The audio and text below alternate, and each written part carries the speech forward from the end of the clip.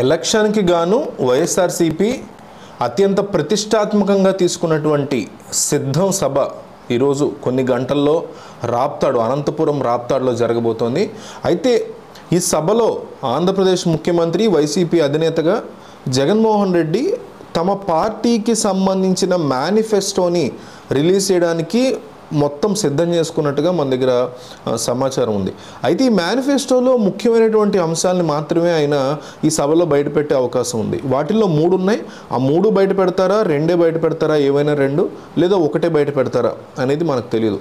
కానీ డెఫినెట్లీ ఈరోజు సిద్ధం సభ ముగింపు సభ. ఇది సిద్ధం సభలు మన భీమిలి అటువైపు ఒకటి జరిగింది, ఆ తర్వాత ఏలూరు ప్రాంతంలో దెందులూరు దగ్గర జరిగింది, ఇప్పుడు సిద్ధం సభ రాయలసీమలో జరగబోతోంది. అంటే దాదాపు 10 లక్షల మంది వరకు జన సమీకరణ చేసుకోగలిగింది వైసీపీ పార్టీ.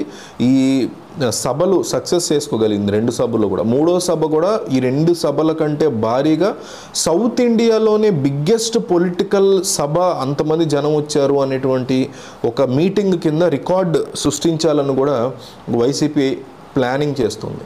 సో ఈ ప్లానింగ్లో భాగంగా సిద్ధం సభలో జగన్మోహన్ రెడ్డి ప్రవేశపెట్టబోతున్నటువంటి పథకాలు ఏముంటాయి అనే దాని పట్ల కేవలం వైసీపీ శ్రేణులు, సామాన్య జనంతో పాటు టీడీపీ కూడా, ప్రతిపక్షాలు కూడా చాలా ఆసక్తిగా ఎదురు చూస్తున్నాయి. ఎందుకంటే తెలుగుదేశం పార్టీ ఆ మధ్య దసరా టైంలో, మహానాడు టైంలో సూపర్ 6 అనేటువంటి ఒక ఫార్మాట్ని, మినీ మేనిఫెస్టోని రిలీజ్ చేసింది. అందులో 6 గ్యారంటీలు ఇస్తూ రకరకాల అంశాలను అందులో పొందుపరిచారు. అయితే జగన్మోహన్ రెడ్డి ఈరోజు బయట పెట్టేటువంటి అంశాల్లో ఈ 3 పెడతారు. ఇప్పుడు చెప్పబోయే 3 లేదా 3లో 2 1 డెఫినెట్లీ ఆయన బయట పెట్టే అవకాశం ఉంది. మొదటిది కంపల్సరీ నేను అనుకుంటోంది పర్సనల్గా బయట పెడతారు అని, రైతు రుణమాఫీ అనేటువంటి అంశం ఆంధ్రప్రదేశ్ రాజకీయ భవిష్యత్తుల్ని, తలరాతల్ని మార్చిన సందర్భాలు ఉన్నాయి. 2014లో చంద్రబాబు నాయుడు హామీ ఇచ్చి ఆ హామీని నిలబెట్టుకోలేదు అనేటువంటి అపప్రదని మూటగట్టుకుని మరీ ఆయన దిగిపోవాల్సి వచ్చింది అధికారంలోకి 2019లో. సో ఆ హామీని జగన్మోహన్ రెడ్డి మళ్ళీ ఇచ్చే అవకాశం ఉంది అనే మాట మనకి వినిపిస్తోంది. ఇంకొకటి ఏంటంటే మహిళలకి ఉచిత బస్సు ప్రయాణం ఆర్టీసీ బస్సుల్లో. ఇప్పటికే కర్ణాటక ఈ 2 చోట్ల కూడా సక్సెస్ఫుల్గా అధికారంలోకి వచ్చాయి పార్టీలు. ఆంధ్రప్రదేశ్లో కూడా మేము వస్తే అధికారంలోకి డెఫినెట్లీ ఇది అమలు చేస్తామని చెప్తోంది తెలుగుదేశం పార్టీ. సో వీళ్ళ ముగ్గురిని ఆల్రెడీ 2 చూశారు సక్సెస్ అవ్వడం. సో జగన్ కూడా ఆ ప్రకటన చేసే అవకాశం ఉంది. 3వది ప్రభుత్వ ఉద్యోగులకి ఐఆర్ ప్రకటన అంటున్నారు. అది పబ్లిక్ మీటింగ్స్లో మరి అనౌన్స్ చేస్తారా లేదా అనేది ఇంకా మనకి క్లారిటీ లేదు. సో ఓవరాల్గా జగన్మోహన్ రెడ్డి ఈరోజు ప్రజల్లోకి వెళ్ళి ఒక పాజిటివ్ ఇంపాక్ట్ని క్రియేట్ చేయడానికి ప్లాన్ చేస్తున్నారు.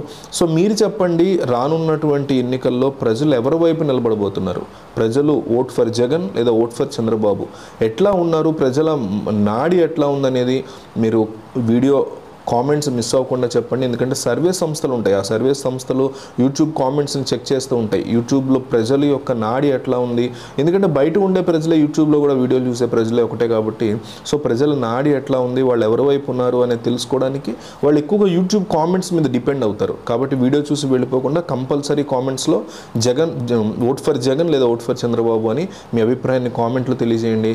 అట్లాగే మీకు పర్సనల్గా ఒక రాజకీయ పరిజ్ఞానం ఉంటాయి, మీరు అది కూడా ఇక్కడ పంచుకుంటే ఏమవుతుందంటే కామెంట్స్లో చాలామంది మీ కామెంట్లు చూస్తారు. చూసిన తర్వాత ఓకే ఇతను చెప్పిన పాయింట్ బాగుంది కదా అనుకుంటారు. కాబట్టి వీడియో చూసి ఉత్తనే వెళ్ళిపోకుండా కంపల్సరీ కామెంట్ చేయండి.